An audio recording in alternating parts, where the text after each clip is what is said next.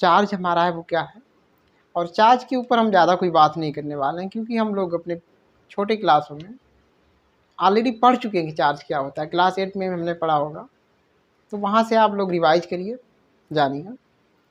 बस इतना हम कहेंगे कि जो चार्ज हमारा है वो इलेक्ट्रॉन के ट्रांसफ़र होने से जनरेट हो जाता है या क्रिएट हो जाता है, ये कह सकते हैं। आप लोग जानते होंगे कि कोई भी अगर हमारा मैटर है तो वो इलेक्ट्रिकली न्यूट्रल होता है। इलेक्ट्रिकली न्यूट्रल होने का मतलब विद्युत उदासीन होता है। वो इसलिए होता है कि इन जनरल उस पर जितना इलेक्ट्रॉन होता है उतना प्रोटॉन होता है। और चूंकि हम जानते हैं कि electron is a negative charge particle, while proton is positive charge particle. Electron हमारा नेगेटिव चार्ज पार्टिकल है, प्रोटॉन हमारा पॉजिटिव चार्ज पार्टिकल है।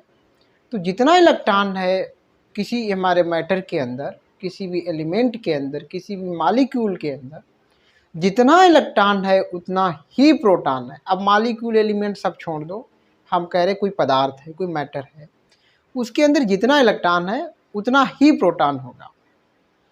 और जितना चार्ज हमारे इलेक्ट्रॉन पे होता है उतना ही चार्ज प्रोटॉन पे होता है। ये बात ध्यान रखनी है। डिफरेंस ये है कि इलेक्ट्रॉन पे हमारा नेगेटिव होगा तो प्रोटॉन पर पॉजिटिव चार्ज होगा, बस इतना अंतर है।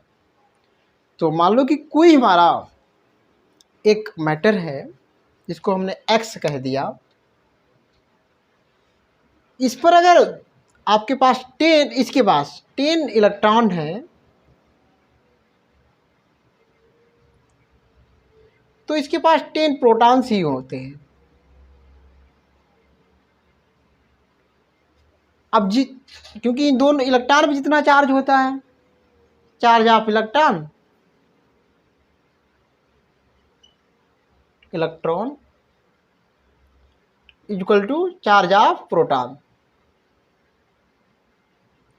दोनों का जो चार्ज है वो इक्वल होता है भाई। तो जितना इस पर निगेटिव चार्ज होगा 10 इलेक्ट्रॉन पर, उतना ही 10 इलेक्ट्रॉन पर पॉजिटिव चार्ज होगा। तो ये जो हमारा एक्स है वो इलेक्ट्रिकली न्यूट्रल होगा, तो जितना प्लस है उतना माइनस है, तो ओवरऑल वो न्यूट्रल है। उस पर कोई ना माइनस वाला चार्ज ना ज़्यादा है ना प्लस वाला ज़्यादा है।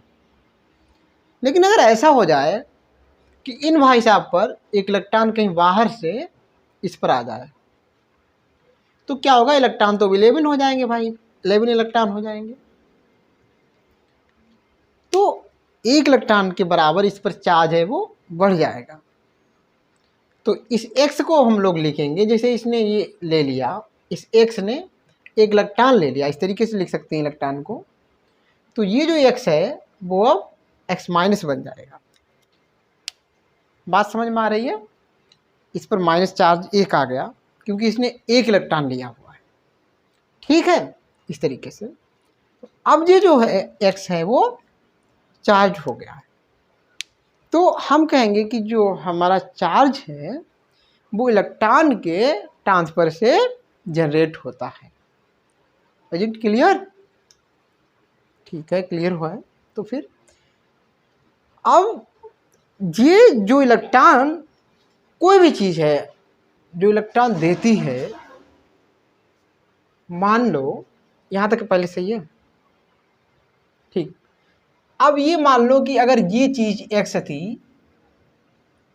ये अपना एक इलेक्ट्रॉन निकाल दे। मेरा ध्यान रखना कि ट्रांसफ़र हमेशा इलेक्ट्रॉन का ही होता है, प्रोटॉन का कभी भी ट्रांसफ़र नहीं होता है। क्योंकि प्रोटॉन का ट्रांसफ़र इसलिए नहीं हो सकता कि प्रोटॉन जो होते हैं वो inside nucleus, they are exist inside nucleus, nucleus के अंदर, न्यूक्लियस होता है बिल्कुल सेंटर में, वहाँ से इसका निकलना पॉसिबल नहीं है। इलेक्ट्रॉन भी नहीं निकल पाते हैं, लेकिन जो आउटर मोस्ट सेल के, आउटर मोस्ट सेल का मतलब सबसे बाहरी कक्षा में जो हमारा इलेक्ट्रॉन होता है वही ट्रांसफ़र हो सकता है। वैसे इलेक्ट्रॉन का किसी भी मैटर से, उसकी सेल से, उसकी कक्षा से निकल पाना इतना आसान नहीं है, समझ गए? तो जो आउटर मोस्ट सेल में इलेक्ट्रॉन है वो निकल जाता है। तो बाई चांस अगर ऐसा हो कि जी भाई साहब क्या करें, एक इलेक्ट्रॉन अपना निकाल दें, या कोई इतना पावरफुल इंसान आ जाए जो इसका इलेक्ट्रॉन छीन ले, दमदार इंसान है, इसका इलेक्ट्रॉन छीन ले, छीनने का मतलब इससे एक इलेक्ट्रॉन निकल जाए, माइनस हो जाए। तो जब एक इलेक्ट्रॉन माइनस हो जाएगा, आप मुझे बताना, ये 9 इलेक्ट्रॉन रह जाएंगे, इस पर 9 रह जाएंगे, और प्रोटॉन अब 10 है, तो एक प्रोटॉन के बराबर चार्ज है वो इस पर अधिक हो जाएगा। हो जाएगा नहीं हो जाएगा भाई, इलेक्ट्रॉन 9 रह जाएंगे, प्रोटॉन 10 हैं, तो एक प्रोटॉन के बराबर चार्ज इस पर बढ़ जाएगा, तो इस पर लग जाएगा फिर प्लस। तो अब आप समझे, जब इलेक्ट्रॉन निकलेगा तो क्या होगा, पॉजिटिव चार्ज आ जाएगा, जो इलेक्ट्रॉन देता है उस पर पॉजिटिव चार्ज, जो इलेक्ट्रॉन लेता है उस पर नेगेटिव चार्ज। क्लियर, समझ गए? तो जो हमारे इलेक्ट्रॉन डोनर होते हैं, डोनर दान करने वाले, वो क्या होते हैं, हमेशा पॉजिटिव चार्ज हो जाते हैं, और जो इलेक्ट्रॉन गेनर होते हैं, रिसीवर होते हैं, कैचर होते हैं, उन पर क्या आएगा, नेगेटिव चार्ज आएगा। क्लियर, चलिए, अभी भी ना समझ में आया हो तो मैं समझा दूं फिर से, कि मान लो यहाँ पे ए और बी दो हमारे पास मैटर हैं, क्या हुआ, इसने एक इलेक्ट्रॉन अपना ऐसे दे दिया, ठीक, जब ये इलेक्ट्रॉन देगा तो इस पर आ जाएगा प्लस और इस पर आ जाएगा माइनस, ठीक। तो जो चार्ज कैसे पैदा हुआ, बाय ट्रांसफरिंग ऑफ इलेक्ट्रॉन, ठीक, समझ गए? अब चार्ज कैसे क्रिएट होता है, दो तरीके के चार्ज हो गया हमारा, पॉजिटिव और निगेटिव, ठीक। चार्ज कहते किसे हैं, वो मैं डेफिनेशन लिख दे रहा हूं। चार्ज क्या है,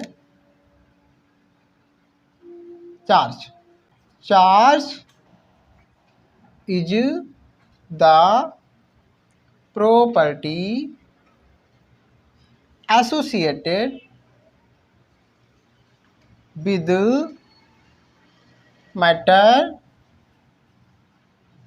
matter due to which it produces and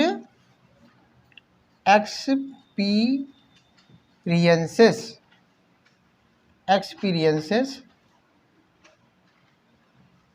electrical and magnetic effects। अब ये डेफिनेशन समझना, हम लोगों ने लिखा है कि charge is the property associated with matter. Charge एक प्रॉपर्टी होती है जो एसोसिएट होती है, जुड़ी होती है मैटर के साथ, ड्यू टू विच, जिसकी वजह से इट प्रोड्यूसेस, इट मतलब चार्ज, जिसकी वजह से ये पैदा हो जाता है, and experiences electrical and magnetic effect, और जब ये पैदा हो जाएगा फिर जो है ये इलेक्ट्रिक और मैग्नेटिक इफेक्ट को एक्सपीरियंस कर पाएगा, अनुभव कर पाएगा। समझे? एक बार फिर से समझ लो कि जो चार्ज है, हमने कहा कि वो एक मैटर की प्रॉपर्टी होती है, मैटर मतलब पदार्थ का एक गुण होता है, इसी गुण की वजह से ये पैदा हो जाता है, और जब ये पैदा हो गया, अब ये कभी भी इलेक्ट्रिक फील्ड या मैग्नेटिक फील्ड में जाएगा तो ये उसको एक्सपीरियंस कर पाएगा, अनुभव कर पाएगा उसका, ठीक है। तो चार्ज क्या है, चार्ज कैसे क्रिएट होता है, हम लोगों ने इतनी बात कर दी। आई होप यहाँ तक कोई डाउट भी नहीं होगा आपको।